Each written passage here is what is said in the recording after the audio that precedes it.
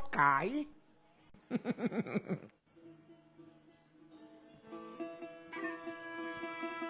ลูกพิธีทางไหนเสร็จเป็นที่เรียบร้อยแล้วนะเจ้า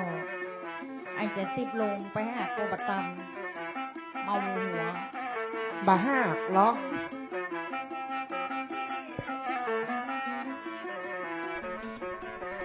โอ้โหเป็นว่ากิวเลปะเป้ากิวเลปะเป้าในว่าเจ๊บะหายบดีเนอะ เป็นได้เจ้า แต่ก่อนนี่เพิ่นอพยพลูกปุ่นกิวเลหลวงปุ่นมา เจ้า แต่ก่อนนี่เพิ่นฮ้องว่า วัดสีไซมูล สีสายมูล สีไซมูลมาจากต้นสลีต้นไม้นาผ่านซอเนี่ย เจ้า แต่ก่อนฝนตกน้ำนองในขี้ทรายมันไหลมาป้อนี่กล่องนี่อกหยกที่ดินขี้ทรายมันไหลมาป้อเพิ่นว่าทรายมูลทรายมูลก็เลี้ยงโดยสเก็ตจะเมือแล้วก็ครับฟังพิกตะกา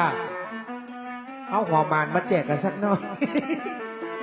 แม่เล่นมาได้นะครับ ขอบคุณเจ้า วันนี้ก็ถือว่าเป็นงานสัมพันธ์นะครับในตำบลของเฮาในอำเภอของเฮานะครับ ขอบคุณนะครับคณะเจ้าภาพทุกท่านทุกคนตลอดถึงที่เพิ่นมาให้มาหอม เจ้าภาพจังซอก็ดี FC แฟนซอ น้องกุ้งไทยรัฐนะครับแม่เก็บสตางค์หอมกันเนอะ เจ้า จะเอาพัชรีมากำมอกอีลูกเสียดายวันนี้บ่าวลุงขี้เมามาตัวเอง โอ้ลุงขี้เมามันเมาแบบสว่างเจ้าเมียมันมัดไว้แบบปล่อย โอ้กลัวมาไปเงียบนอกนะ ไม่ใช่กินเหล้าดี ขอบคุณแม่บ้านแม่ครัวเอานะครับ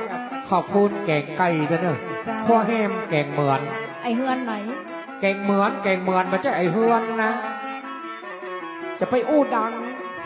อันไก่ด ขอบคุณแม่ศิลานะครับ ำขอบคุณเจ้า ขอบคุณแม่บ้านแม่ครัวฮอเนอร์ใครกินข้าวตั้งในอิ่มแล้วออกมาฟังซอได้นะครับกระบะใครอยากกินข้าวกับมาเหมาลูกชิ้นพวกกาหน้าผ่านซอไปเนอะ เจ้าลูกจีนไส้กรอกเนอะ ไข่บะแป้งนะครับ ไม้เท่าใดเจ้า ไม้มะขืบนี่บ่ได้ ไม้กี่บาท อ๋อไม้ละ5 บาทก็มี10 บาทก็มี เจ้า ซื้อ2 ไม้แถมถุงเส้อแกนหนึ่งไปขี่รถไปจังในนี่เป็นนิมวนนะเขาได้ไปเอาปังจังกันฮะ เจ้าก็เดี๋ยวก็ไปก็ได้หนึ่งไอ้นาง เขาโจนจังกันบอก จ้างแล้วแต่โจนแมลงก็ได้ถ้าโจนแมลงมันขำหน่อย จ้างมันหนัว มาละเขาเลี้ยงนักขพงศ์ไปฝั่งเมือตะกะขอบคุณนะครับ โอ้โหขอบคุณนะครับวัตถุมงคลนะครับเหรียญที่ระลึกนะครับ พระพุทธสิหิงค์นะครับทำนังราชมหามุนีเนื้อทองแดง ผิวซาติน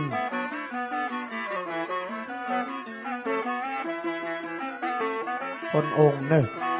รักษาไว้ดีๆ จะมีกล้ามีศีลไปหน้า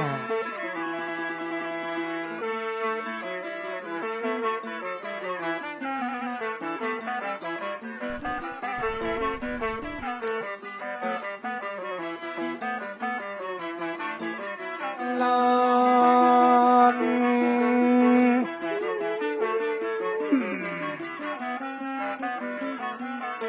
รับมาลูกเจ้าจะกินผักกระตังไปรับมาลูกควายจะกินผักกระตังเก่าตุ้มผ้าลายมาหันนามาเฮาโค้นคำเก่าจะพิษเทียงกัน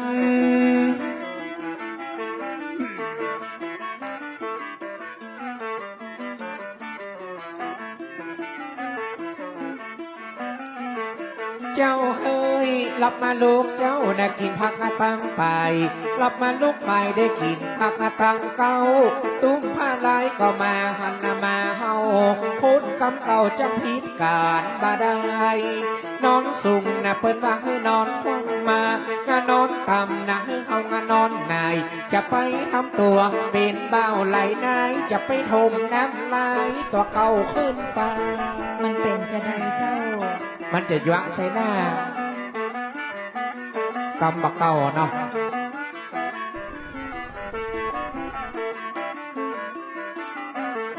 นี่จังเขาโล้นเขาว่าวังอานี่ผู้นี่บาเขาก้อยไหลตัว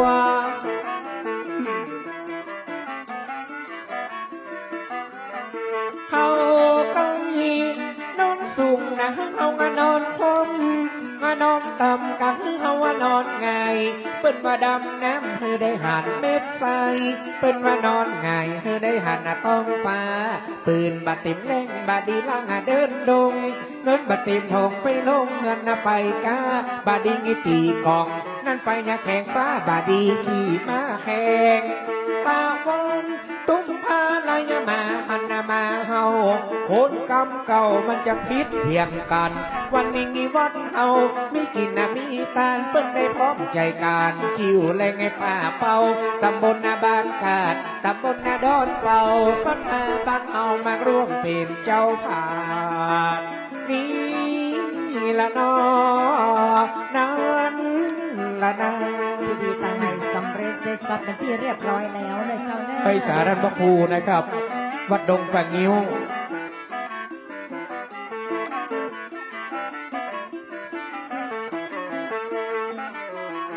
นายมอนอย่าเมื่อเป็นคนต้องดิ้นรนต่อสู้ภัยก็ตึงหูบังกันไป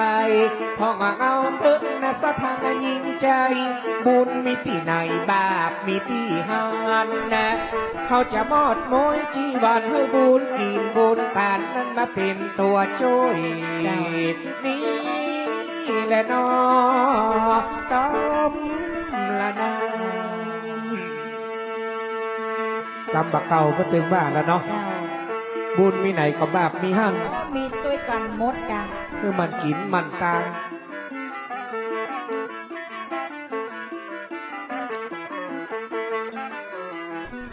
นาย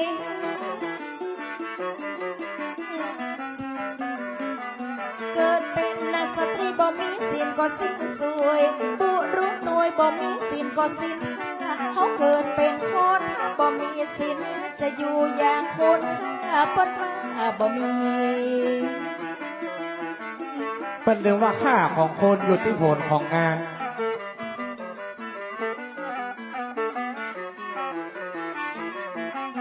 เจ้าให้เกิดเป็นนาสตรีบ่มีสินก็สิ้นสวยบุรุษหน่วยบ่มีสินก็สิ้นคนเฮาบ่มีสินจะหมดคุณราคาความเป็นคนเพื่องบอกศรัทธาแก่ตัวพระสงฆ์องค์ตัวพระเนตรอินตนก่อนบอกว่ามีสินติดตนศรัทธาผู้คนจะป้ากันเดือดร้อน ศีลนี่มันเป็นตัวอย่างใดครับ ปล่อยไปพอในวัดคุณแต่เจ้าเปิ้นก็เอาฮือกันรู้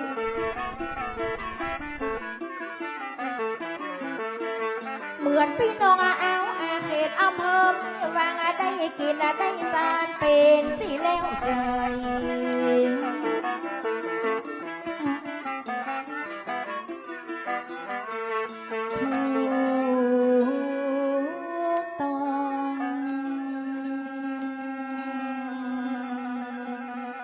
เพราะว่าพี่น้องมันสร้างควา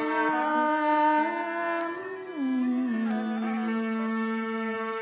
ดี มันว่าเอามาทำดิ่งนี่มันนะตึงบ่มีงิกร้อยกะตึงน้อยอย่าตึงใหญ่เขาเดินนะใส่กลางทำให้ทำดีของมันมีงิกู้กันเป็นสัตว์จะทำนะพี่น้องเจ้าบ้านทำร้ายมันตึงบ่ได้ดีถ้าเอาทำดีผลบุญจะช่วยกัน จี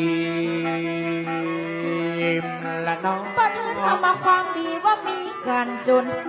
บางมันหัวในแดนจิตใจ ก่อนว่าเฮามีปัญจะได้เสียได้ก่อนว่าเฮาตายปัญจะได้เล่าไว้ฐานะเฮาเกิดเป็นคนพิใจจะบอกว่าสมัครใครได้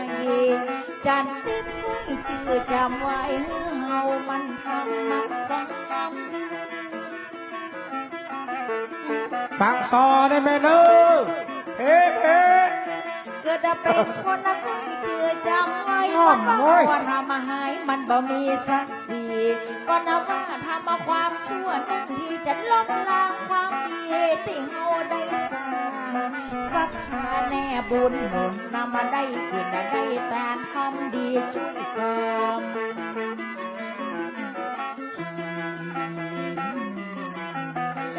ปัญหาเป็นนักคนให้งานถือศาสนาพุทธนะเขาบองรีสุดนะเขามีความมาเลื่อมใสการนะทำดีนะมันทำมาโดยใจตึงยิงกระตึงใจให้บาดตั้งอย่าบังคับเปิดว่างานทำดีย่อมได้รับผลดีป่าละมีตึงบักกีดบักกับการนะทำดีนะเป็นที่ยอมห้ามให้บาดตั้งบังคับก่อนว่าเอาทำดี เจ้ามันอยู่ที่ใจเฮาเจ้านะไอ้น้อง เป็นว่าการทำดีมันบอกขี้ร้ายด้านจิตใจอย่าไปหัวเหมือนกันเอางานทำดีมีสินมีธรรมภายในตึงบาดายาอู้เก่งก่อนพัดแช่งรีตัวทำดีก็เป็นกินไหนก็จะเหม็นเหมือนกินกาดกินแห้ง อันน่ะบ่ จีมละน้อง กินตัวจะเหม็นเหมือนกินกากินแห้งเขาจะโดนสาปเจ้าตันที่ตัวหลองการทำดีเขาตึงได้ทำนะพี่น้องเอาวงไว้ให้เตือนบันลังเหมือนกับละสถาใจยิงช่วยตาช่วยกินตัวกันสับปะเบาว่าวันศีลเบาว่าวันเปิ้นเตือนบันลังลืม แม่แก้วหุยเขากินข้าวกันเถอะ ก็ทำมาความดีตุ้ยกันนะจนทำมาความให้มันเตือนบ่เหมือน ความดีบัดนี้เชื่อเหมือนกับสิทธิ์สาวเจ้าบ้านศรัทธาบันนี้ก็เอาความดีเป็นปามีช่วยกัน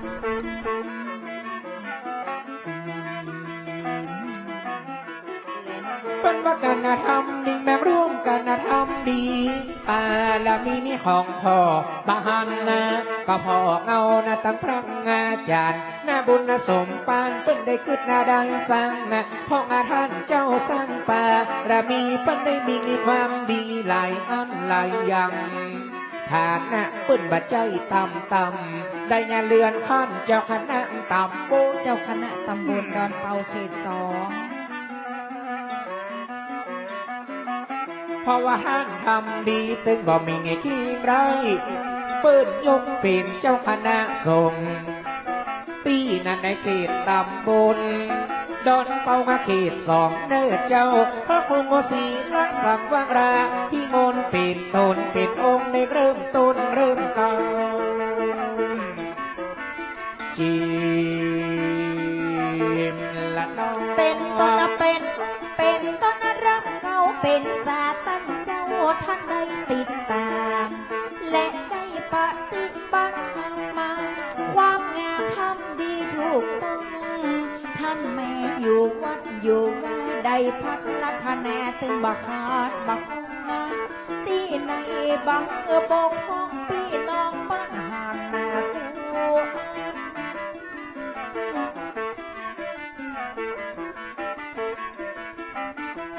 เหมือนตนที่ตนท่านละพระครูพี่น้องเชิญชูเปิ้นได้ติดตามอยู่วัดพัฒนาได้ทำวัดวาอารามละเปิ้นว่าพวงแก้วเป็นนักพัฒนาในวัดในวาแง้มตายิ่งแล้ว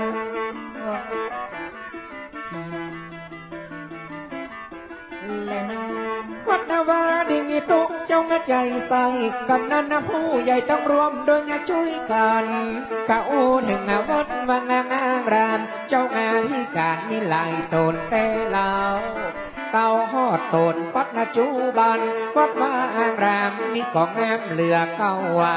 พ่อขอห้องคิวเล่ป่าเป้าชื่อเดิมชื่อเก้าว่าวักสีสายมูน สีสายมูล พี่น้องคิวงาเล่หลวงพี่น้องคิวงาเล่น้อยเช่นป้อนานป้อน้อยบังงบหลายหายสุนอันนี้มันเป็นเมื่อลุนพอพัดอบนะพยบนะมาขึ้นมาสร้างนาเมื่อตะกอนผ่านมาหลายปีต้นไม้สลีต้นนี้อายุนักก็หลายเจ็ดล ต้ อน ง นี้จะเจ้า จีมละน้อ มี ง เก้าไม้สลีตั้งอยู่ที่หันอายุนับล้ำผ่านมาเมื่อหลายปีแต่ก่อนละประวัติความเดิมเปิ้นมีเก้าหัวที่ก่อนเป็นจิ๋วเล่ป้าปู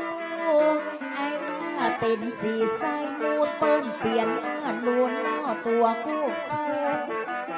แต่เดิมแต่เก้าคนเฮาห้องสีสาย แม่ฟังซอฟังเมือกันนะครับเขาอี้บะหมี่ได้ นั่งรถกำลังฟังซอ มาเดียวก้อนหอมมาเกี่ยวแลป่าเป้าสถานแก่เท่าบันลบลายให้สูนสถานนักสินนักบุญมาก่อนมาลุ้นให้ก็อวดก็อ้างตามที่อูได้จ่าประวัติมีแม่สืบเมินเจ็ดลำเดิมอ่อนก่อนนั้น ปันบาน้ำแนบานองตึงบาดังยาใสลี่นะสมัยก่อนที่อพยพหนีตายปังอาการนี้นั่นละวุ่นนั่นละวายจากอยู่หาเลหลวงยังมาที่นี่เปิ้นมาสร้างลักเปิ้นมางาสร้างหานวัดวังงางรามปอซอดสนปนปีเปิ้นย้ายนะมาเป็นวัดนี้โจรต้องหอดปันนะจูบ อพยพมาที่นี่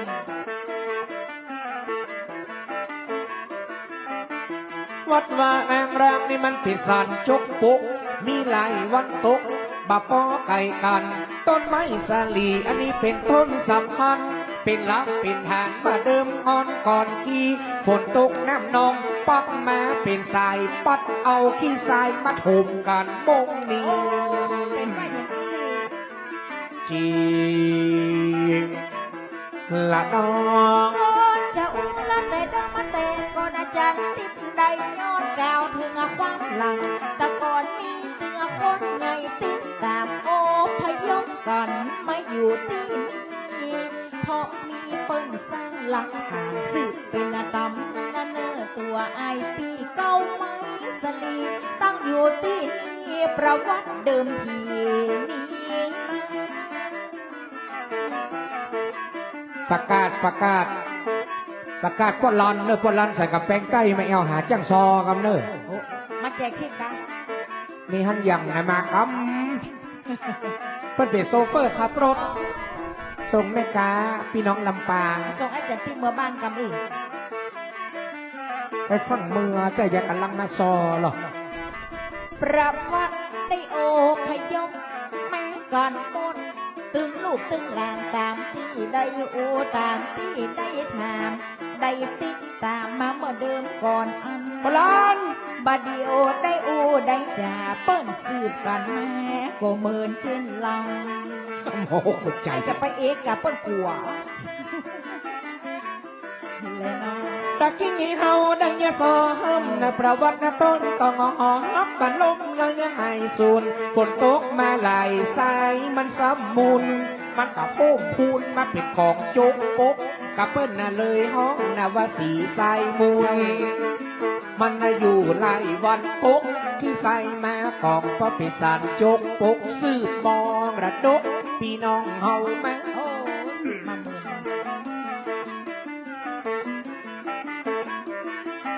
นักมันนันวัดเอากัเริ่มสร้างนาเริ่มก่อเจนตุลุงตุป้อเป็นตีไว้ตีสา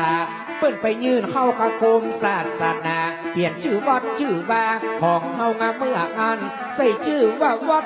สิงริงนิมิต ไอ้จะบอกควักแจงรีน้องเจ้า ใส่ตอนนั้นเลยนะเจ้า จิมละน้อง อัตกรเป็นอาสนะจังปองสืบมรดกเฮินลูกเฮินหลานและช่วยกันสถานติดตามได้ทำช่วยกันสร้างวัดยืนไปตั้งกรมศาสนาเป็นเหตุวัดเหตุและแอนนาจังเพราะว่าจะได้สร้างวัดสืบก็สอดเมินนัง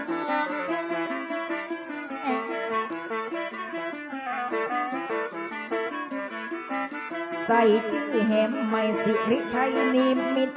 ออกหัวคิดบ่ได้พวนแผ่เขตประกาศบ้านแม่เม็ดนักแกคิวแลป่าเป่าได้เริ่มมาพัฒนาและสร้างวัดสร้างวาแต่เดิมแต่เก่า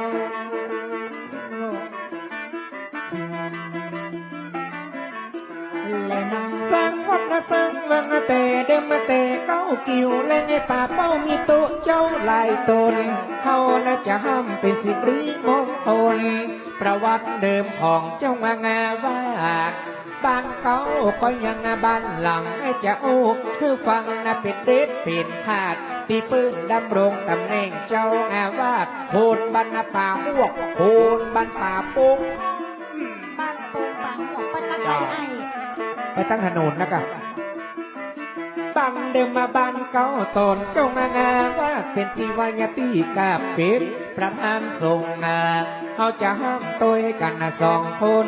บางอย่างไรกันต้องช่วยกันอู้มาซอวันนี้บันลบไล่ให้ศูนย์เพราะว่าแม่เรือนมูลบอกคือห้ามจนหู ขอบคุณเนอะข้อมูลจากคุณแม่ระมุน แม่ว่าใครว่าอย่างเขาว่าต้องฉุกขึ้นเอาคนเดียวเพราะว่าท่านบ่ครูอ่ะลูก แม่เรือนมูลได้จะได้คู่เขาบอกจำเป็นได้แทนตะที่แม่เรือนมูลแม่ตั้งหลังจันติดได้แถมไปตามประวัติตาเจ้าถามแม่เสริมช้ำเขียนรายการมาส่งบรรทัด อ๋อ รายงานนะเขียนแม่บัดนักบัดจังจะห้ามชัดหน้าตอดได้ สู่มันบัดจ้างหรอ2 บรรทัดกับห้ามได้ไป3 วันวะก้า ไม่จูบ ห้ามกำตัว ว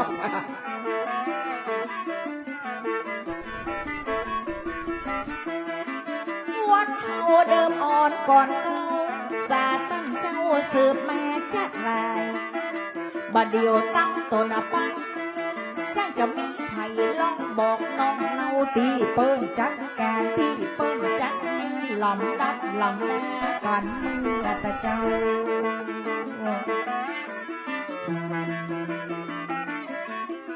และน้อง พระพรหมสีและสังวังนะกองรังพิมลเป็นตนนะเป็นองค์ขอยกมือสาเขาน่าจะได้ลำดับลำดาชื่อเดิมมานั้นกาห้องว่าท่านเดชห้องก็ห้องวัตถุติบเหมือนกัน จะอุ้งให้ฟังประวัติปองมาสังเกตชื่อเดิมชื่อเก่าเปิ้นก็ว่างาท่านเดชตระกูลเปิ้นก็ว่าเมืองเจ้า ตระกูลเล่าเมืองใจ มันเป็นหนอแป้งดินนะเป็นหินนะแตงห้าเป็นเจ้างาวาดมาได้หลายสมัยบ้านเดิมมาบ้านเก่าบ้านปอไก่เต้าได้บ้านป่าหัวบ้านปงว่าอีก็ตระกูลคนก็ว่าเมืองใจให้จะบ้านระยายฮือในบัดเดียวนี้เอาจีรถไอติมมาแล้ว ก้อยปนระยายให้ในบัดเดียวนี้ก้อยขยะกาวจีได้ทองได้หามบัดเดียวจันติดลำมาเศร้ากลางหามน้องจะหามตั้งตัวกู้ทองงามตระกูลเขาละปนว่าเมืองใจจังจะมีไผอธิบายเฮอน้องบ้านเดิมบอกเมื่อกู้ทองเปิ้นว่าปังพวกบ้านโป่ง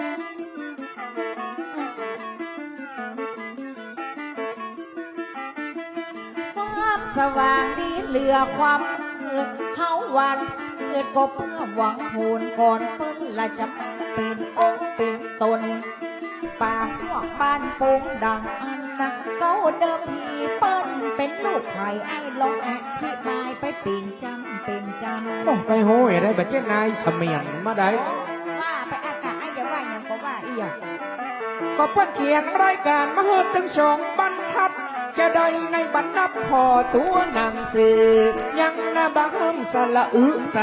อห้ามตัวหนังสือไม่ติงสองบรรทัด เจ้า ช้ำมาถามลูกไผ่หลานไผ่หาไปจ้างตอบจะได้ปัญญาหามันก็เพราะตัวหนังสือมีสองบรรทัดหาจะห้ามลดปัดลดเก่งลดเย อย่า อะ ห้ามอย่าพูด มันลดมีแน่ก็ห้ามลดนะครับอันนั้นมันดาอันนั้นอีลูลูอันนั้นอีชูชูอันนี้รถตู้โฉง เอ๊ะแต่เล่นมาเล่นอ่ะ เว้ยคนเล่นกันปัญหาร ถ มัน ค เล่ น น ยี่ห้ออีซูซูไอ้เพราะว่าอีลูลู น้องอย่าไปรีเลียดเนี่ยยัง อันที่ห้อยีแม็กอ่ะ ก็ห้ามไปกันรายการมีปัลเลอร์ออกไว้สองบรรทัดแต่ช่วยกันห้าม โอ้ เนี่ย ถ้าจะมาห้ามไปตัวนั่นมันไอ้จูลูก โอ้มาแต่วันนี้ก็ได้เอื้อนหากรรมการบ้านเฮากำนะครับ กรรมการเจ้า ขอกำเตอะ ที่เปิ้นใส่ชุดสีกากีแต่เจ้ามีไหนหมดแต่เจ้ามาเป็นร้อยพ่อไอ้าย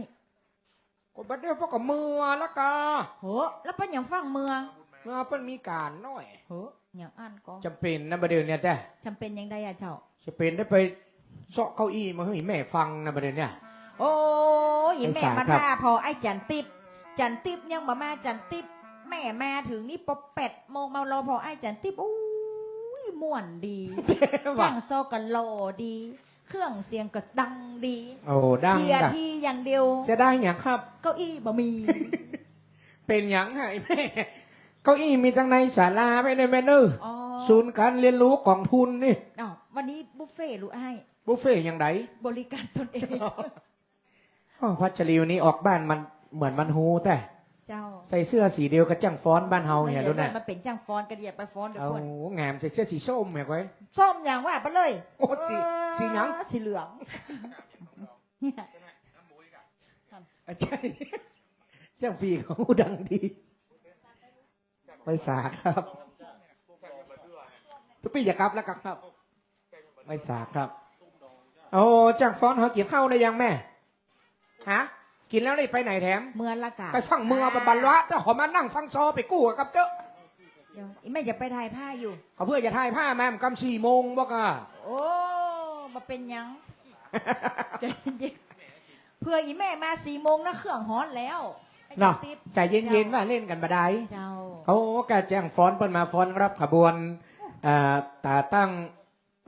ท่านพระครูแต่เจ้าอ่ะลุกตั้งมาตี 3นะลูก เจ้าโอ้ แต่ว่านักกินข้าวแรงแล้วได้นั่งรอบขึ้นหุ่งอ่ะ โอ้ยแม่ยังมานอนเนาะ นอนบ่ได้ทรงผมจะรู้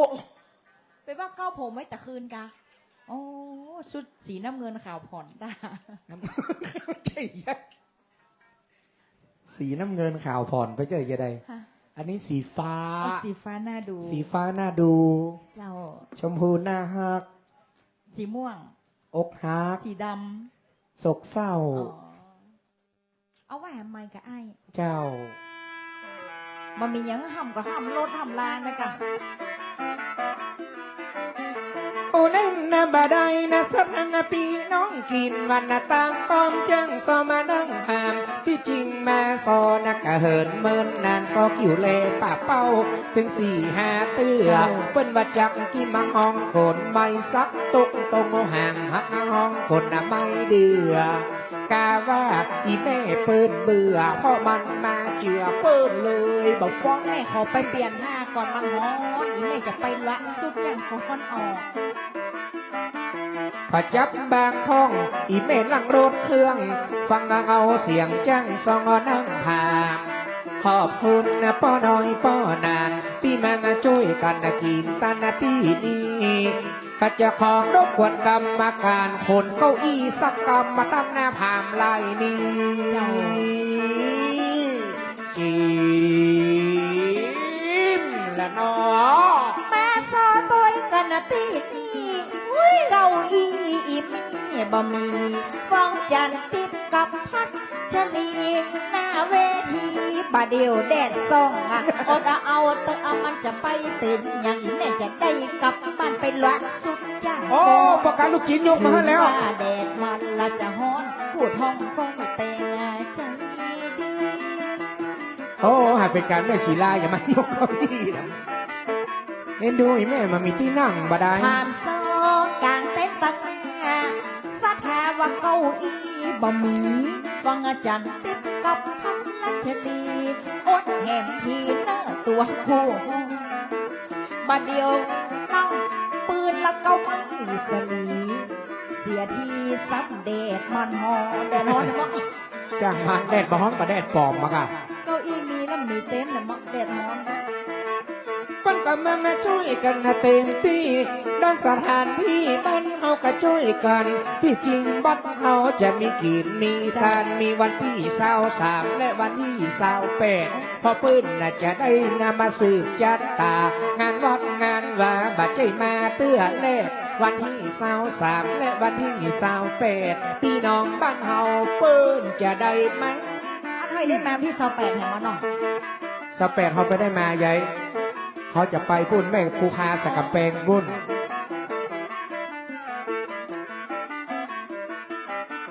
จังปีจังโซนหาวายกันนะตอนรับจะห้องคำนับกราบนามัสการครูบางพระสงฆ์ที่ท่านมางานร่วมงานได้กินได้ตันนะจะลองตาตั้งตะกี้ตัวถามเรื่องบิดามารดาก็เดี๋ยวจะเจรจาบอกไปเป็นเจ้าจิมละนอ ไว้เจนละจะบอกมาเป็นจังมานั่งกลางงานบ่ฟังไปไหนตะกี้ปรับว่าได้เลี้ยงลาย ตัวป้อใจได้จะได้อู้เมื่อสองคนนำมาสอบกลางทางเป็นว่าการบ่ทำก็ตึงละบ่หูสองแม่สัทธาลุงปู่ก็ตึงให้หูใจกว้าง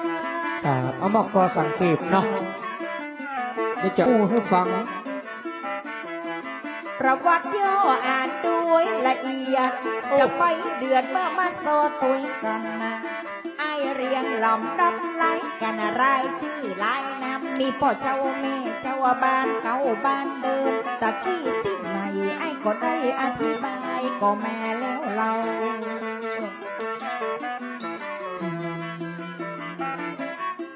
เลนอ ประวัติย่อจะห้ามโดยละเอียดพัชรีเป็นเขียดให้จะเป็นขี้ไทยก่อนในเนี่ยเป็นน้ำปิดจะรับเพ่นไฟตะกุนเมืองใจฮึดก็ฟังเสียก่อนนาสำหรับโยมแม่เหมือนกัน ชื่อแม่สมสำหรับป้อตอนไอ้จะห้ามนะให้ฟังเสียก่อนเป็นลูกป้อตอนแม่สมเมืองเจ้า เจ้า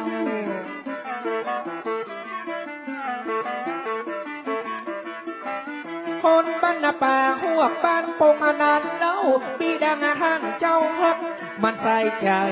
ลูกป้อตอนนาตระกูลเมืองใจ แม่สมให้จะห้ามถูกต้องนะลูกเปิ้ลก็มีจักหลาย ซึ่งไม่มีป้อใจนี่8 คนพี่น้อง 8 คน เสียไป1 คน เหลือ7 มีตัว8 คนนะพี่น้องลูกของพ่อตอนลูกของแม่สนได้กับผู้ต้องลงงานมีกันนะ7 คนนะพี่น้อง เป็นดีใครท้องใครถามเมื่อได้ติดตามมาโซกับน้องจันติดละบะต้องเดือดร้อนบอกคือผู้ทองได้ แบบลูกของป้อตอนได้สมตระกูลเมืองใจ ตระกูลเมืองใจลูกของพ่อตอนนา8 คนพี่น้องตัวกัน และได้ออกมาติดตาม เป็นเนอร์ปิ จะ เนอ มี ร์ ให้กันแห่คู่สู้รวมกันนะตึงใจจ้างจะมีไทยตึงป่ายตึงเก่า โอ้โหสวัสดีครับ และน้อง ขอบคุณนะสำหรับบางไงเบาตั้งแต่เจ้าเปิ้นก็มาเงวหาขอให้มาอยู่ดีที่หาน้ำ ำใจสำหรับนางไงเบาป้องกางหอยขอให้รวยขอให้มานเปิดเอารางวัลมาผ่านกู้เฝ้าน้ำใจนะก็ของนางไงเบาเอามาให้จันปิดพัดชักริ เฮอมาซาวบาทปิดไปเป็นซาวล้านนะเจ้า เขาจะห้ามเป็นลูกเป็นเต้าลูกคนเก่าบันลบลายหายสูญลูกคนเก่าก็คือแม่เรือนมูลงานบุญไอ้จะห้ามโจรเสียงลูกคนเล็กแม่ยิงแม่เรือนมูลเขาจะห้ามแม่เลี้ยง ที่มาตั้งหลังแน่นอน ผู้ให้ข้อมูลตะกี้แม่เรือนมูลเมืองใจ ผมข้อมูลจากทำแม่เลี้ยงเงินทองเมืองบาเสียงเลือนลาย เป็นอาปีเก่าซับปัจจัยป้อใจตัวอีนายได้แจกได้คู่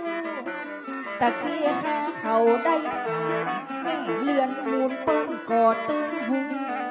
ตั้งหลังแม่เขาแม่อู้เป็นปีคนเก่านอน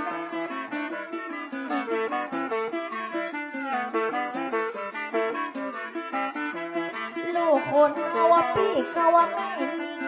อู้ความจริงอย่าติดตามแหมจัดนายแล้วคนน่ะที่สองมันจะเป็นไผ่แม่ยิงป้อใจอู้หือถูกต้องคนที่สองน้องแม่เรือนมูลเป็นไผ่กันมันจริงติดตามแหมซ้ำ ไม่เงเรือนมูลนั่นนี่เป็นปีเก้าทัดมางานนั้นเราจะเล่าให้เหมาะสมเป็นป้อใจชื่อว่าป้อนันนักโรงนัตระกูลเมืองใจนะก็พัดแถมห้องนาแฟนเปิ้นนะก็ชื่อแม่ซอนก็ตะกี้แม่มาแอวตั้งทางพัดนะก็มาแถมท่านคนที่สองก็คือป้อนักโรง พ่อนรงค์เป็นคนที่สอง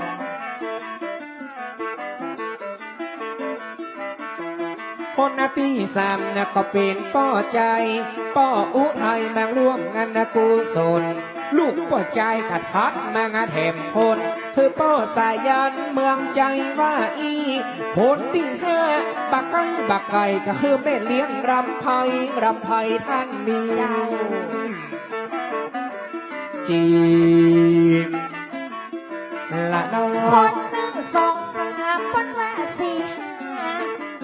บอกคือข้าเข้าใจคนละที่ห้าแม่เลี้ยงอลันไทยนามสกุลทองมีดังนะคนละที่หกคือป่อเลี้ยงนครตระกูลเมืองใจแห่งสังเปิ้นได้ติดตามตัวมันอย่างมันนักเลือก แต่ก่อนนะเปิ้ลมันมียาคุมหรือวัชรี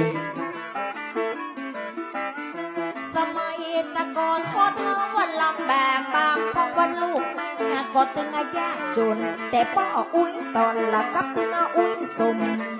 มีลูก7 คนถูกต้องแล้วต่อไอ้นครก็จะเป็นไผ่ยิงกระจายที่เป็นโคนสุดทอง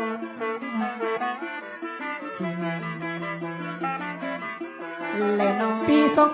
2500รัฐบาลเปิ้นประกาศเปิ้นว่ามีลูกมากกว่าจะยากจนแต่สมัยนะตะก้อนนะกันรุ่นแม่โสมลูกเต้าหลายคนป้ากันนะมาเกิดสมัยตะกอนนี่หัวปีใต้ปีผัวดีเมียดีนะเป็นพี่ลำเลิศสมัยตะกอนบ่มียาคุมกำเนิดเปิ้นก็เลยเกิดลูกหลายเต็มที่ หัวปีใต้ปีเนาะไอ้เนาะ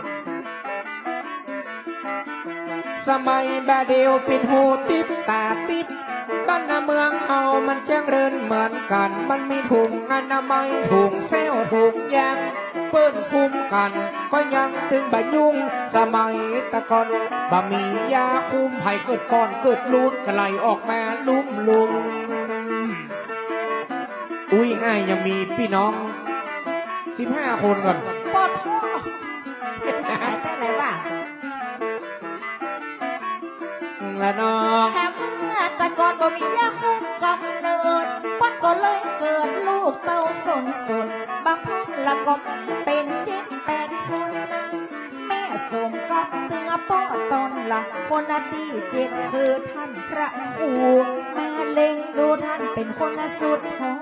มีตัวกันแปดคนพี่น้องบ่ได้คัดของมอง คนที่หกนี่ก็เลี้ยงนครเมืองใจ คนที่เจ็ดกับท่านพระครู ท่านละพระครูได้เป็นน้องตึงเน้นตึงหนัวหกเจ็ดคนได้เป็นครอบครัวพ่อแม่ตึงบักหัวเสียงพันลาและได้อบรมศึกษาดูแลบุตรแต่ป้อนเข้าป้อนนา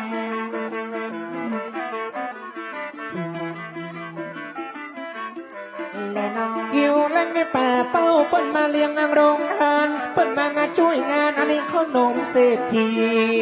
ขอให้งานโชคดีงี้โชคดีขนมมาเศรษฐีเป็นขนมบะเก่า เจ้า อันนี้ห้องขนมขี้แมวห้องก็ว่าแมวสูนเต้าตั้งหน้านะเปิ้นขูดมะเป้าขนมบะเก่าเคยกินก่อนจ้า ขนมขี้แมวอีก เจ้า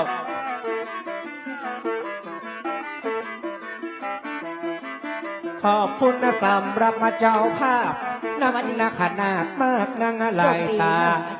อาจารย์บุญยิ่งก็จะลาแต่เจ้าเปิ้นมาตึกเด็กขาละอ่อนน้อยตุกกระตุกนุกกระตุกตุ้มกระตุกทงจากโรงเรียนห่างดงเปิ้นมาเรียบร้อย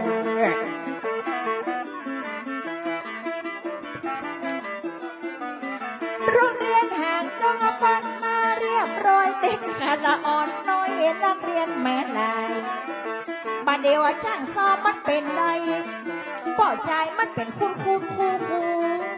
จ้างติดละมาโซตัว โอ้ขอบคุณจรบเรานะครับ ยังบัตีดบอยู่ ยังเป็นคู่ใจบอยู่แต่ โอ้ยเต้นหลังนี้ขอย้าย เจ้า เจ้า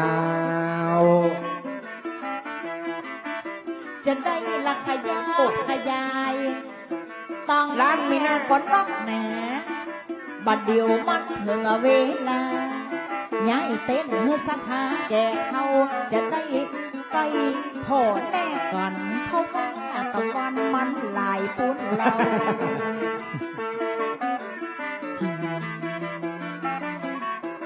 เลยน้อง ขอบคุณป้องกำนันขอบคุณท่านนะผู้ใหญ่ ได้เอางาใจใส่ให้บัตรต้องอะไรขอคุมกันนะปุ๊กของแบบท่านชอระบอกเต็มแจ้งสอยกมางาตั้งหน้าก็ตะกี้เดดสร้างสองทางพระชังรีคนงามขัวหน้าเข้าฟ้ากรรมการใจดีแต่ว่าปากันนายกเต้นกลางทุกคนฟ้องเจ้า ขอบคุณครับขอบคุณนักขอบคุณคณะกรรมการ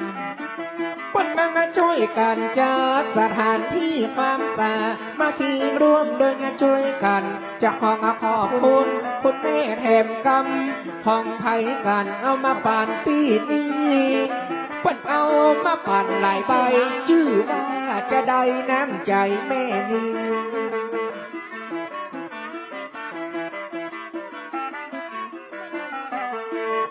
แม่นั่นนะปัดเลวจิตใจพองผิวเหมือนกัน ขอบคุณสำหรับรางวัลนะแม่นั่นนะพ่อชอบบ้านญาติจะขอบคุณนักหลายยืนแม่สองใบลวดคอประกาศจะขอบคุณกระดาษพัดว่ารางวัลนะแม่นั่น ขอบคุณพ่อกำนันมงคลแสนพรหมตุยนะครับก็ลงกระเสริมก้อนคำกันหลายท่านเนอะ บัดเดียวยกแม่ตั้งปูนกแม่ป้าเปิ้นนั่งกัน จัดหลาย ยก แล้วฮะ เอาเต้นเก้าอี้แม่ตามละฮือคนฟังคนหนุ่มคนเฮาโอ้มู โอ้งูยูแม่ยูแม่ยูแม่ยูยูแม่ยูยูเหนียวแม่ยู ว่าฉันดุ้งอ่ะ ฟังลูกเตือพ่อก่อนว่ามันจะแปลงเป็นเลขหยัง มันจะโคตรแล้วกันจ้า ถ้ามันโคตรเป็นวงไอ้เลขศูนย์ ถ้ามันงอยะ ถ้ามันงอเลขหก ถ้ามันปิ้นสองเตี้ย โอ้ถ้ามันปีนสองเตือเลขแปด คนเท่าปนฉันดุ้งฉันเดนนะไอ้ฉันติด เนี่ยมันเก้าอี้สีเขียวมันก็เลยมันตัวเก้าอี้ไง ใช่ป่ะโอ้ยู งู งู โอ้ม่วนม่วนว่ะ มันค่ะ โอ้ตื่นเต้นดีนะพี่แด่ โอ้ลุ้นเนาะแม่เนาะ โอ้มาละหาช่างภาพเลย เอียแม่มันบักให้รับดี นิ้วทองคำเขามาให้พัชรีกันครับ บัได้โหบชักเตี่ยไปเอาโหบเขาที่ไหนอ่ะ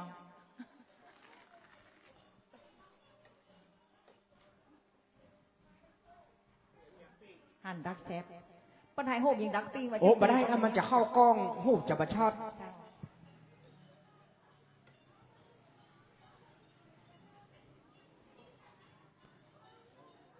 ขอบคุณไอ้น้อยนะครับ เจ้าเอาก้าโหบมาได้ตีนแกมาต้องเอาเจ้าเอาโหบ ลูกหมูจังปีแปลงหน้างามๆเนอะ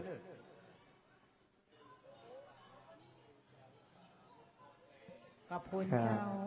โอ้ฮัลโหล ฮัลโหล สวัสดีครับ เละอู้จังไอ้ทักทายพนเหรอ เชิญมานั่งเก้าอี้ฟังซอ ใช่ยัย welcome welcome อ่ะ welcome welcome อ่ะจอนรับปะน่ะ มาจ้างนะ บอกคือเปิดว่าโคตรมาในเพจรถจะปัดโกนนั่นอีกอ่ะ คนมันในเพจรถจะปัดโกนมันติดถนน เออน่ะ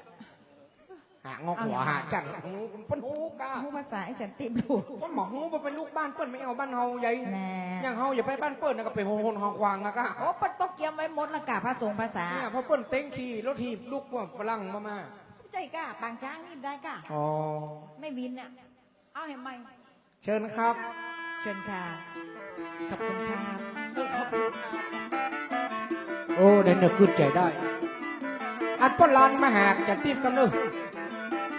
ป้นลานสั่งกับแปลงใต้พี่น้องห้างชัด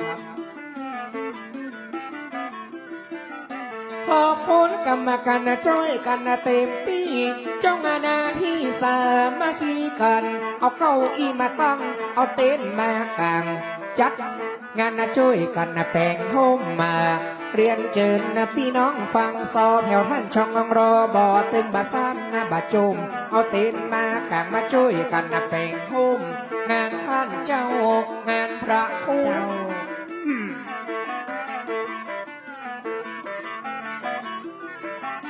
ขอบคุณนะแผ่วป้อนะกำนันนะมงคลนะตระกูลนะแสนพงพ้นก็มางานร่วมกันนะก็ไฟนะทางราชการแผ่วเทศบาลเปิ้นได้มางานตีนีพดแผ่วบ้านกัดพดแผ่วดอนเป่าพดแผ่วต้นป่าคาพดแผ่วตุ้งปีจีละน้อ พดแถวปากคาพดแถวตุ้งปีการงานเฮามีเธอเป็นพี่น้องกัน ท่านพระครูจัดงานสถาวงวานว่ากินหวานตานต้มแต่เจ้าเปิ้นยังมีพิธียังหังความสามัคคีของพี่น้องบังเอิญภัยได้เดือดร้อนสักหาปีน้องแห่ช่วยงาน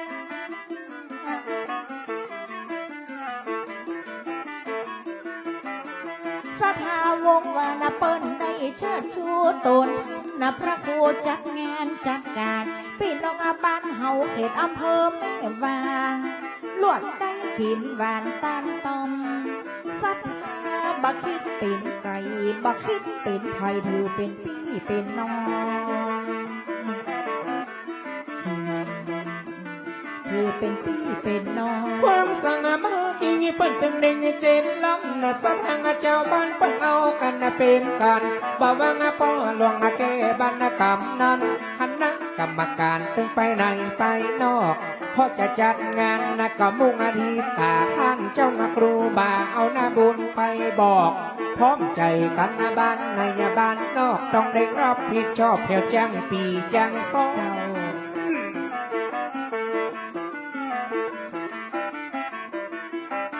ความสังมาคีเปิ้นตึงดิ่งเจนล้ำเปิ้นละวัดกับบ้านบางร่วมโดยเนี่ยช่วยกันเตะเตรียมไปเหมือนมดส้มมาแปลงหังจักกะใบตองกับใบไม้มาหุ่มตกปางไปลุนก็ปูนดีกว่าแก่นใหญ่เหลือหัวจนพอมนอุ้มลุงจีมช่วยกันลุมลุง ความสามัคคีมีกับพี่กับน้อง ตึงบั เดือดร้อนเมื่อมีเงินมีการบ้านเฮาสามัคคีทำมาพอมีผู้นำมาเล่นผู้ใหญ่บ้านละสามัคคีเปิ้นว่าสามัคคีการทำดีก็มีน้ำหลังสัก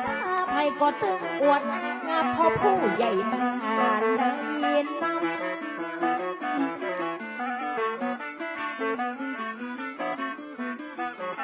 งานวัดงานว่าป้ากันแม่พอละสักแม่พ่อรวมพลังกันมีตึงพ่อหลวงผู้ใหญ่กำนันช่วยการช่วยเหลือว่ากินหวานตันต่อมาความสามัค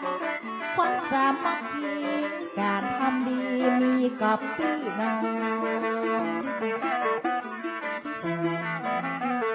ใครมาได้เดือดร้อน มันมาช่วยกันนะรับเด็กนะลูกเจ้ากิ่วและไงป่าเป้านี่มันเมืองสวรรค์มีกินนะก็กินนะมีตันนะก็ตันใส่นะยาแม่วังมีเพียวงาปางแจ้งพวกงาบ้านเฮามันอุดมสมบูรณ์ดอยเฮาคุณนะก็ตึงอาจาดกว้างเปิ้นไปยาล่องเปล่องนะห้องกับไปยาขี่จักโคตรแถวเมืองวิ่ง ไปตั้งในเพิ่นกระโจ โอ้เส้นนี่นะใส่ยาเส้นนี่กิ่วและไงป่าเป้ามันเป็นนาบ้านเก่ามีทรัพย์มีสินจากบ้านเฮาต่ำเข้าเมืองวินจะบอกแม่ยิงอันยังก็ตึงกว้างเปิ้นว่ากากอกออกซ้อนกาเนพ่องก็มาลอกเปพ่องมาเอวปางจา สายนี่เนาะ บ้านตัวไม่แต่งแล้วมีอย่างพ่อง มีเปิ้นเลิก แม่บ่า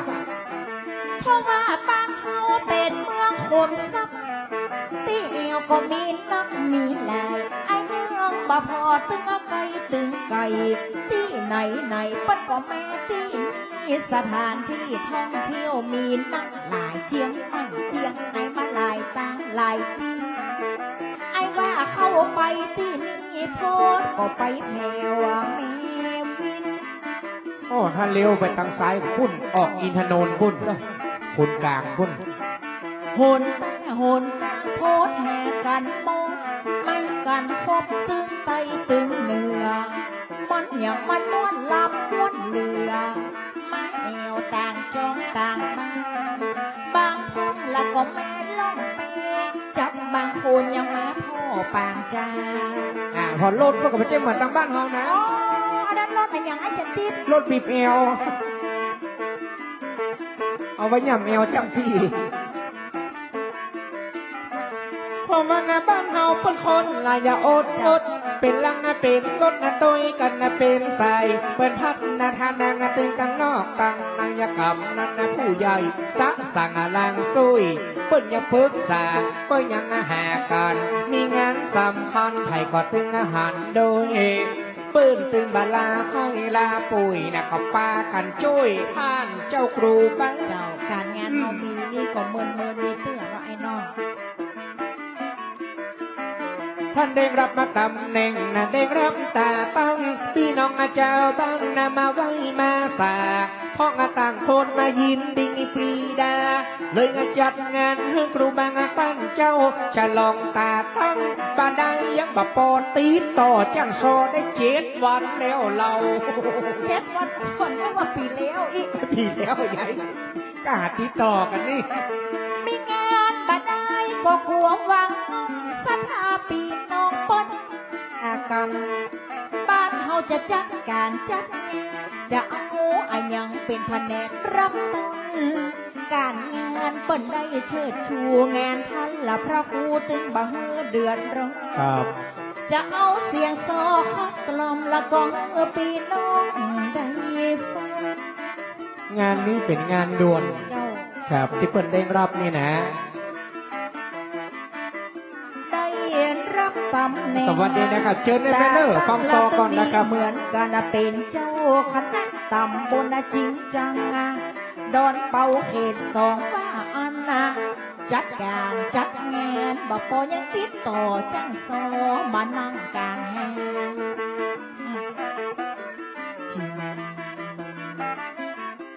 และน้อง สำหรับแม่เสงจันทร์โทรไปงาติดต่อว่าจะเอามาแจ้งซอนามาบุพีตา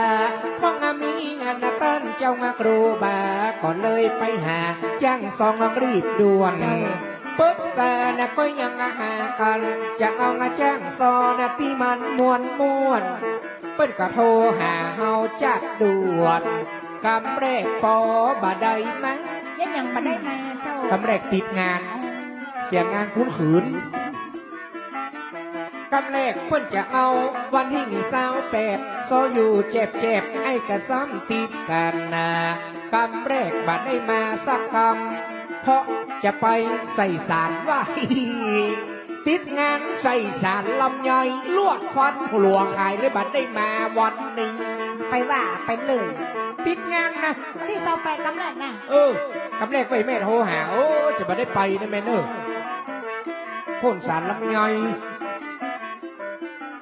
ทีแรกต้องลองเอาวันที่28เอากัดไปแจกบอกพี่น้องตั้งหลายแต่ว่าปันได้แก้ไขเลื่อนงานขึ้นมาก่อนบ่มีบุญวาสนาตึงบัดได้แม่หาหน้าตาพี่น้องเปิ้นว่าจะนันติดกู้ท่องแบวจอมต้องบัดได้มา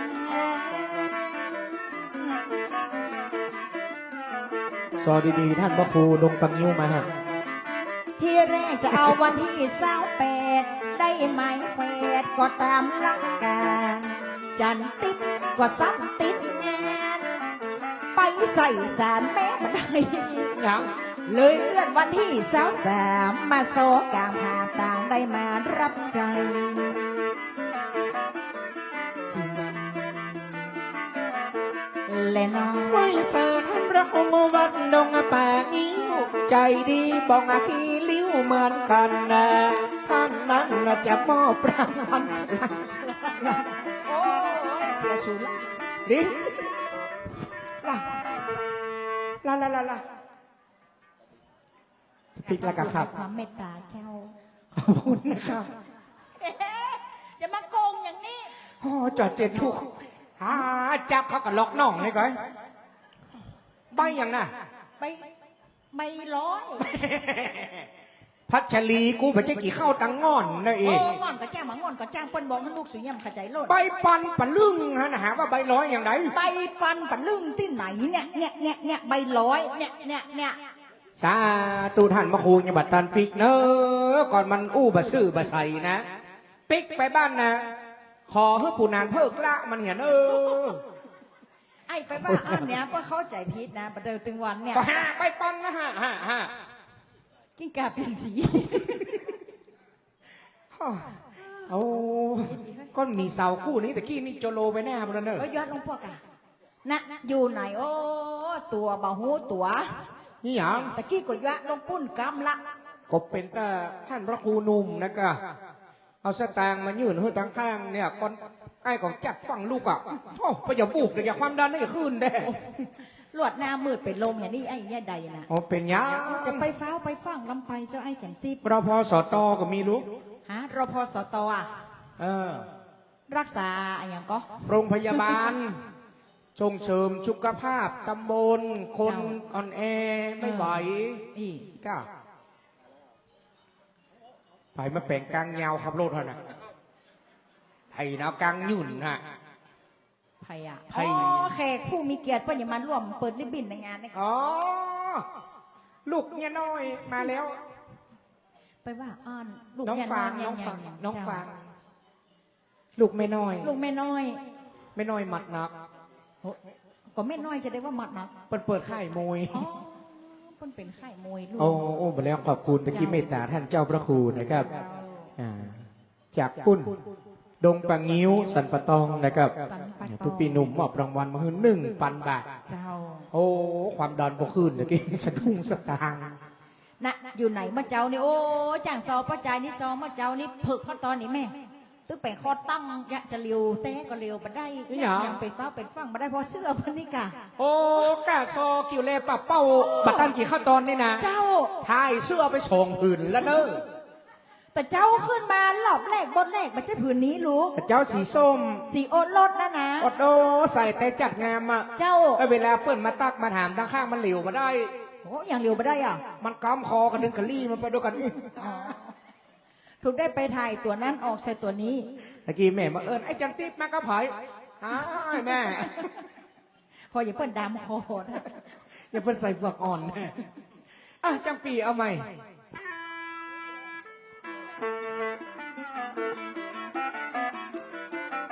ขอบคุณนางรางวัลพระอาจารย์หนุ่มตะกี้น้องกุ้งปุ้งไปอย่างเร็ว วันนี้บาดใจปันนาคนเดียวแลแลงเร็วเร็วพระอาจารย์หนุ่มวัดดงนาปากนิ้วแจกสารปะตองงานรับรองเงามาป่านน้องกุ้งอาจารย์ติดนะไอ้ปอสะดุ้งตะกี้ไอ้ปุ้งพอจะตกเวที นี่ละกันก็มีเสาเต้นน้ำกัดหยวดลงพุ่นละกัน ขอบคุณนะสัทธากรรมการวัดช่วยกันนักเร่งรัดปฏิบัติภาคสี่จะเอาจ้างซอน้องกุ้งพัชรีจ้างซอเสียงดีเอามาซองรับตอน วันนี้ได้จ้างซอสาวกิ๊กลุงขี้เมามาเอาใจพี่น้อง ก็ได้ยันโตกปากละเพราะว่าเปลือ ตบเตะยอมมือพัชรีตบคนเดียวนะ จะไปฟังไอ้จันติดหาว่าเป็นกิ๊กกับเขา แต่ละกา สำหรับเมียลุงที่เมาเปิ้นก็หูว่ามันเป็นป้าเอียด ป้าเอียด มาโซเขตอำเภอมีวังและมาโซตัวกันนะไอ้จะไปฟังเดียดเมียลุงที่เมามันชื่อป้าเอียดวันนี้มันบอกแม่ซา เท่ว่ะ เท่า โอ้เป็นแบบเป็นแฟนลุงขี้เมา น่ะเมียลุงที่เมาป้าเอียดอ่ะ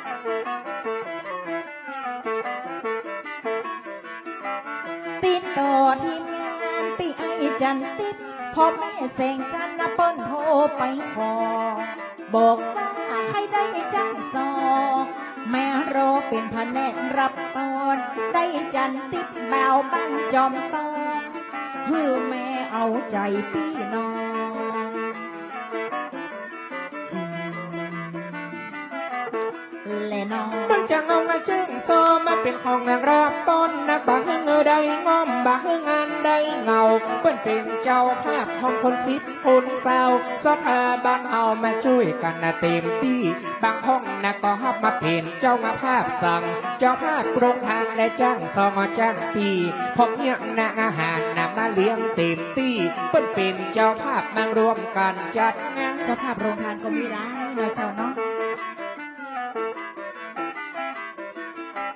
คนเลยเงางาจ้างซอเขาได้มาห้ำนั่งบนหันนี่สองคู่กับกัน แล้วพัดช่างรีแฟนตัวเป็นไผ่พันนะถึงให้ทำอีในน้องเนาป้าเอียดมันเป็นแฟนลุงขี้เมา แล้วตัวเป็นสาวก็ว่าเป็นแม่แฮแล เจ้าค่ะ จีมเมียนั่นเพิกบ่ฮู บัดใจเมียลุงนานเพิกเปิ้นจะเหิดเมื่อมาฟังลุงถามน้องพัดรัชลีอยู่แม่ถึงวันมาบ่มีใครติดตามเป็นคู่ จ้ะ โหไม่งะมวยเด้งตีนก่อนแล้วมันเป็นอาตีนนอนนะไม่งะใบแมงปูพัดรัชลีเจ้าบ่มีกู้จะเอาไอ้ไปอยู่ตัว ถ้าว่าพัชรีมันบ่มีกู้แล้ววันนั้นในรถตู้นะไอ้นั้นเป็นภัยไปส่งตัวซอแผ่วเจียงไฮ้ดอกจ้างซออีนายจะไปมาอู้อย่างนี้ตัวเป็นแม่ห้างก็ตัวเป็นนางสาวจะไปมาจุกไอ้เมาพัชรีน้องนี่ นางสาวนะ แล้วคนที่ส่งวันนั้นเหรอ โซเฟอร์ ใช่โซเฟอร์อย่าซื้อแผ่วกาแฟให้กันปุ้น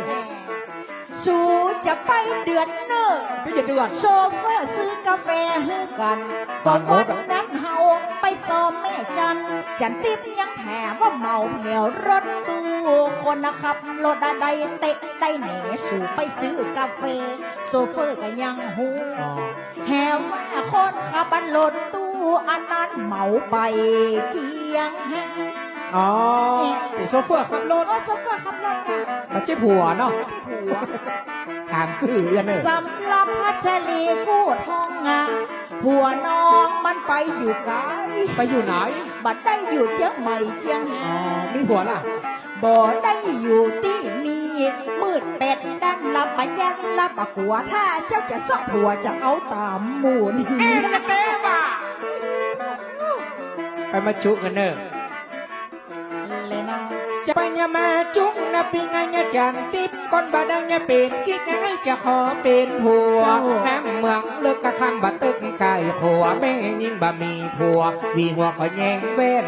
ปุ๊ดบะเอาไอ้ถึงบะเอาปุ๊ดไอ้ได้เมานะบะเนาน่าจะแต่งเอาบอนะแม่จันฟองแป้ง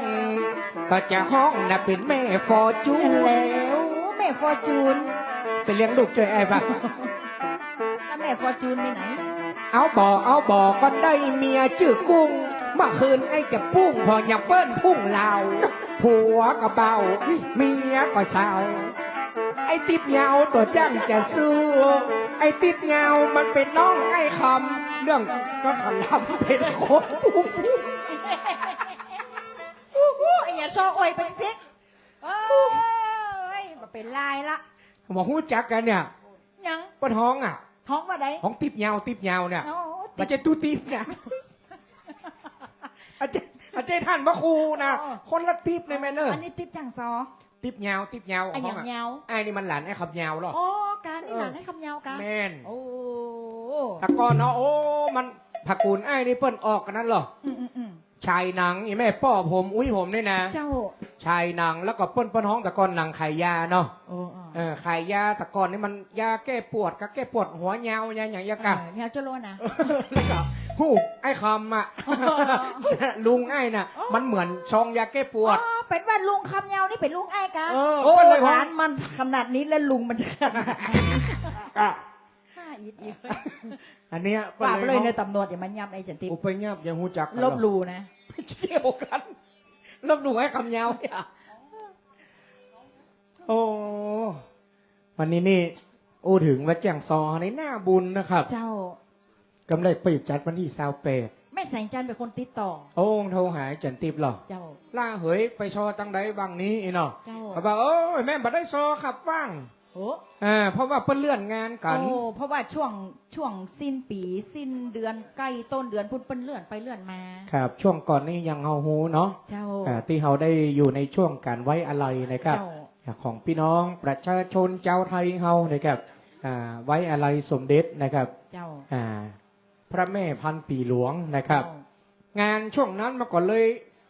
ติดพัดนะครับพัดข้องห้องบางตีเพิ่นก็ขอความร่วมมือกันงดจัดงานกะมันยังบ่ผ่านช่วงที่เพิ่นจะไว้อะไรนะครับ การงานมาก่อนเลยเลื่อนกันไปเลื่อนกันมาแล้วพอดีว่ากำแรกจะเอา28 เจ้า 28กำแรกเขาติดปุลุแม่ลาวเชียงไฮ้ปุ โอ้ ลุ ดงบัดดะพุ่นนะ จากดงบัดดะพวกกันย้ายไปเดือนมกรา เจ้า ปดโทว่างเหี่ยววันก็เดี๋ยวแม่จันโทรหาว่าแม่จะเอาวันเนี้ยเน้อ วันที่28 วันนี้28ติดต่อไว้เรียบร้อยละ เจ้า แม่แสงจันทร์ว่าโอ้บ่ายเหยประเด็นนี้เปิ้นตกลงกันใหม่จะขอเลื่อนมาวันที่23กำแรก23ห้องก็ติด เจ้า แล้วเสียงานที่23เพราะก็เลื่อนแม่เลยได้วันที่23 เจ้าก ำแรกพี่น้องเปิ้นอู้กันเหรอแม่แสงจันทร์ว่าโอ้ก่อนบ่ได้ไอ้จันติบมานะเปิ้นติดเนี่ยเยนะพระอาจารย์ตัวปีเขามันเป็นหยังเอากะเสียเวลาเขาเปิ้นเหียไอ้ลูก นี่ก็สุดยอดอ่ะ โอ้ ถ้าเป็นที่อื่นนะโต้ยหานะโทรศัพท์ก็จะไหม้เขาดูบ้าบนะ โอ้ยอย่างอันเนาะแสดงว่าไอ้มีคู่กรณีกะ หลายพ่อ มันอย่างเงี้ยเนาะโอ้ที่จะ โอ้ เอานี่ บะมีหยัง ถ้าบ้านเฮาถึงแม้บ่ได้มาอีนะ เจ้า ปากเดียวก็ตึงบ่เอา เจ้า เปิ้นติดต่อด่วนหรอมันชิเป็นหยังรู้เนาะ โอ้เป็นโอ้งานนี่มันเจ๊ปัญหาข้ามปีกะ ผมไปข้ามปีหยังท่านพระครูก็หาได้ฮับนี่ อ๋อเจ้า เจ้า ก็เป็นว่าหน้าบุญของจังปีจังซอนะเจ้าเนาะ โอ้ มีโอกาส สวัสดี ได้ ครับ มาซอได้มารับใจนะ เนี่ย เจ้า แน่บุญนะครับก้อนมีบุญบ่ได้ปะเนี่ยบ่มีธุระบ่ได้หันนะกำโซบ่ถึงว่าหรอก แม่น่ะไปเก็บหลักฐานไอ้จันติดไว้แล้วเนี่ย เอาผมรอๆนะครับจังโซไม่ยิงมางามจ้างมานะครับ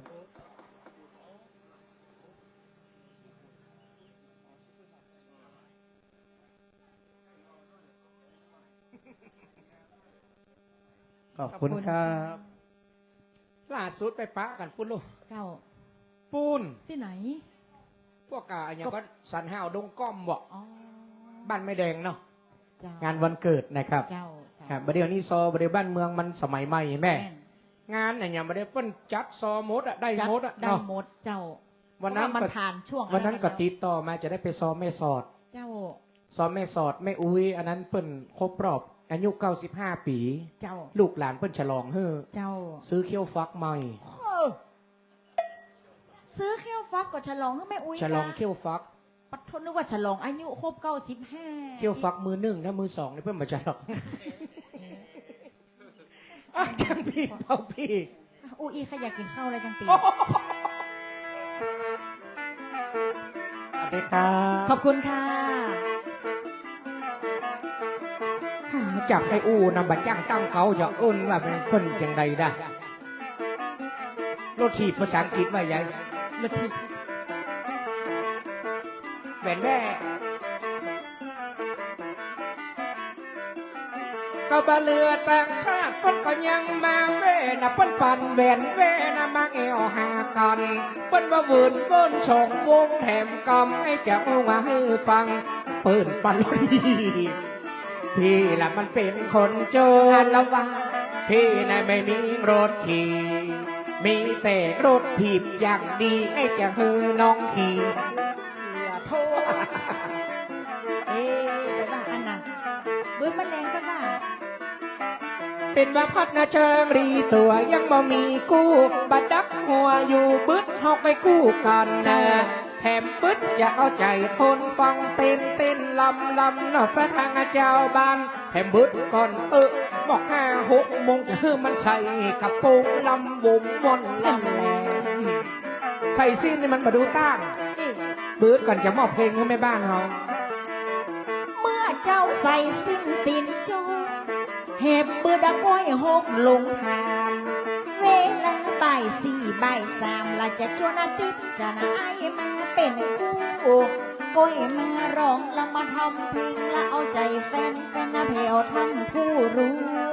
เห็บปืดก็ขึ้นมาเป็นคู่เอาใจคุณผู้รบ อยู่ด้วยกันวันค่ำ ปนว่ามาซอกิ่วเล่ป่าเป่าจ้างซอหมู่เฮาเธอเป็นลูกเป็นหลานแหบปึดมีแผ่วละบายคำอ่านและพี่น้องฟังคำเป็นแผนกรับตอนพี่น้องฟังซอไปฟังไปไหนเฮาจะได้เอาใจวงใหญ่พี่น้องบ่เฮือเดือดร้อน ป่าป่าป่าป่าป่าป่าอย่างที่มันอยู่ในน้ำ ป่าอยู่ในน้ำป่าที่มันอยู่ในแนมลองถามพี่น้องศรัทธาเจ้าบ้านเปิ้นห้องว่าป่าลิม ปลาลิมนี่ก็มีเนอะ และป่า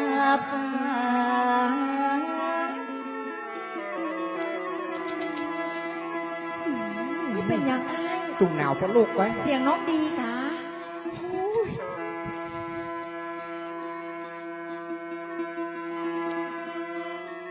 แล้วป่า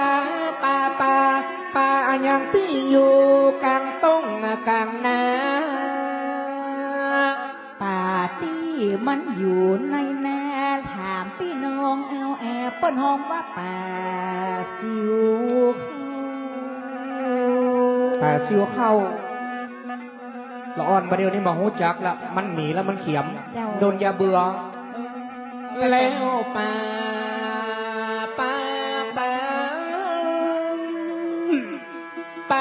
ยังที่ออกในธรรมพระเจ้า ถามพี่น้องวงใหญ่แก่เท่าเปิ้นห้องว่าป่าเรื่องมี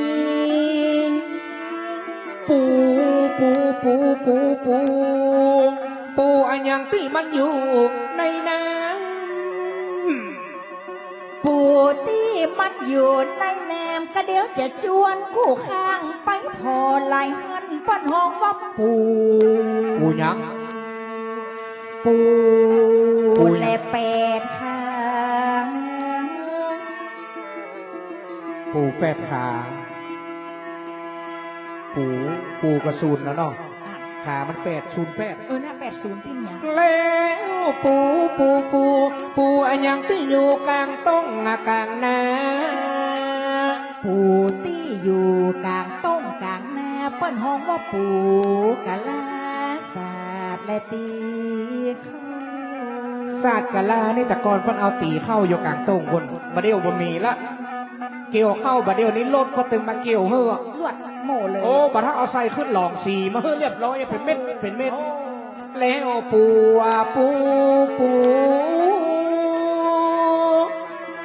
อันยังที่นั่งสองหน้าพระเจ้า สภาแก่เท่าบ้านเฮาเปิ้นห้องว่าปู่จมปู่จ้า เยี่ยมจริงๆไป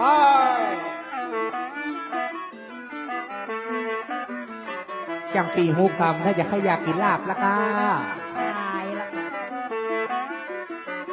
ก็บังให้บดดีเขาก็ยังสักคำบ่แจ้งปีเป็นขอต่อยังแมวเฝ้าองค์ห้าม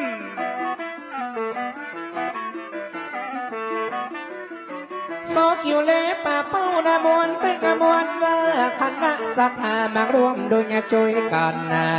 มาถึงบ้านในบ้านนอกเปิ้นมังคือกินดากันนายเจ้าแม่นายเพียวปังเติมหัวฟ้ามาลายขนาดก็พี่น้องงามริมบางนะพี่น้องงามบ้านโป่งบางมาการย้อนมาร่วมเป็นเจ้าภาพมาแผ่วนะพี่น้องงามบ้านกาดเปิ้นมังกินห่วมตาลห่วมแหมกองนะตำบลนะบ้านกาดนะอำเภอแม่บางร่วมโดยญาติช่วยกันนะจะมีงานใหญ่ เขตตำบลแม่กาดอำเภอมีรางมีการมีงานกินตาลม้วนตา สู่ถ้าอยากเข้าตำบลบ้านกาดไม่ใช่ตำบลแม่กาด สถานป้ากันนำมาแม่ขอบคุณนะป้องแม่พี่น้องอาไก่ไก่เตืองบอกว่าเขตตำบลนาดอนเป่ามาเอวหาหัวตึงยิงและใจ ครับ เอ้ยท่านนายตึงไก่หลังไหลมาเว้น อาโมดแถวพี่น้องตันตุ่งปีพี่น้องแสนคำปันโตนริมบาง พ้นแถวละก็สานเราว่าป่าฟังได้ใครได้แก่สันปูงยังได้มาแว่ม่วนใจแต่ลวดดอนเป่าหมู่สีแหมก็มายามเมื่อบ้านเฮาได้กินได้ตาลจัดการจัดงานกินตาลยิ่งใหญ่ นั่นท่านพระครูแม่ร่วมโดยช่วยกันเหมือนบดส้มเป่งหังมาช่วยกันลุม